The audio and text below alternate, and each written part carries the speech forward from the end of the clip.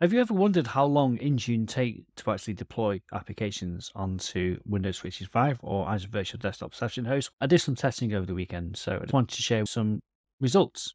The feedback I got from customers was Intune was slow, Intune was unreliable, and we can't really trust it when we're provisioning session hosts on a regular basis. I thought I'd do some testing myself and just ask some questions to the community to get some feedback. What are people finding out? How is people's expectations? So just wanted to share that. So first, I'm going to share my console, show you the testing that I performed because I did two tests. I used Intune and Winget. Essentially, I've built up two host pools, both of them within Nerdio. So the Intune test, what I've actually done here is on the host pool, I've actually deployed it, but during VM deployment, we're actually going to deploy a EntroID group. Okay, so the EntroID group is actually called Winget test, and Nerdio is adding that VM to the EntroID group when it's provisioned. Nerdio will provision that session host and add it to that group. Then a device policy should kick in and deploy that application. What we've discovered configured within the Intune console is if I go to my applications, we can see here we've got PuTTY, we can see the deployment status. I go to the properties of that application, and then we can see here that's that group that we've used. Okay, so how do you think it did? As I mentioned, I provisioned a session host using Intune test. So this was VM being deployed.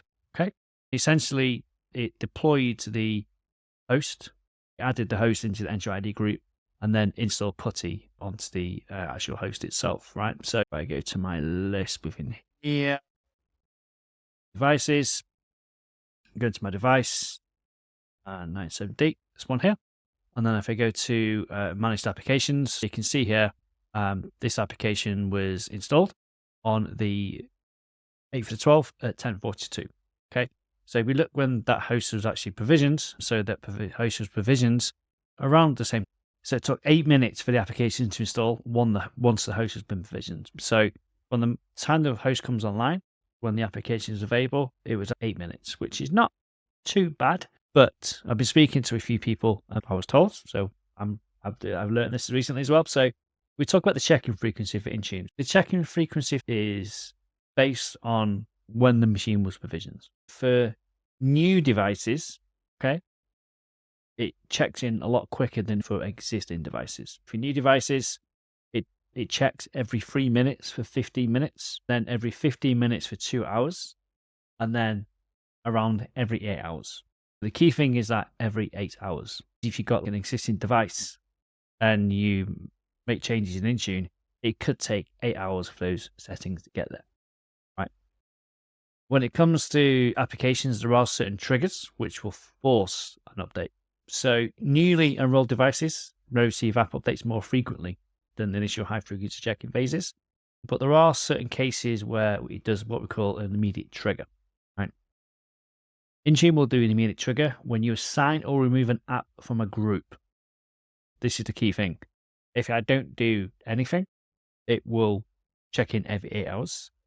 If I update a new application, it will do it immediately, right? So the immediate trigger are when you assign or remove an application from a group, right?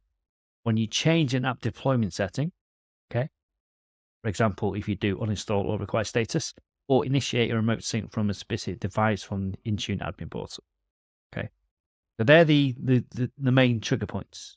The key thing for us is when you assign or remove an app from a group, right? So that's going to trigger a change, which is why it probably updated within 4 minutes, okay? So you need to be really careful of how you're updating your applications, all right? That's the key thing here, because if I only do specific things, then it won't update, and it could be any time within the 8-hour period when it updates.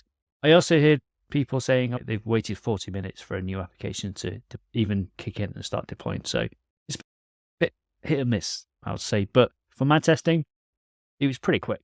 But that's probably because it's a brand new session host and it done that initial check-in. If I deployed the application maybe throughout the day, it may have took a bit longer for it to actually deploy. For the second test that I did, I actually thought, okay, maybe let's try and actually deploy a application by Winget, because that's my preferred method of deploying applications. Okay, so let's go and see what we've done with the Winget stuff. Within Nerdio, we've created a the deployment policy for Winget. This is going to install PuTTY, the application we're choosing for this test, and put it onto any kind of host pool. When I provisioned the session host, if we go to the Winget tests, you can see the add host button, go to details tab.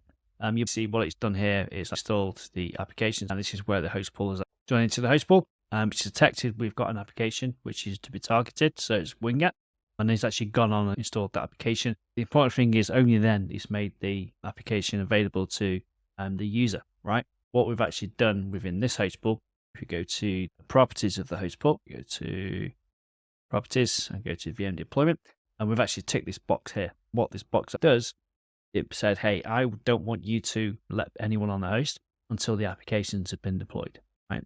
So that means we don't get people logging onto session hosts and with no applications installed on them. So how long did it take to install this time? It took 4 minutes from when the host was ready, it joined to the host pool, to when the actual application had been installed. The key thing is the application was installed while the host was in drain mode. No users were able to connect to the host pool while the application was being installed.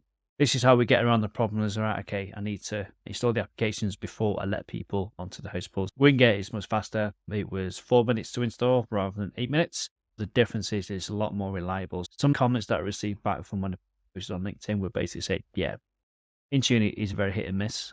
Sometimes it takes 40 minutes. Sometimes it can take 4 hours. Sometimes it can take 8 hours. Sometimes it doesn't work at all. Right. So when we're talking about deploying applications to thousands of session hosts, we need to make sure it's consistent. We need to make sure it's fast.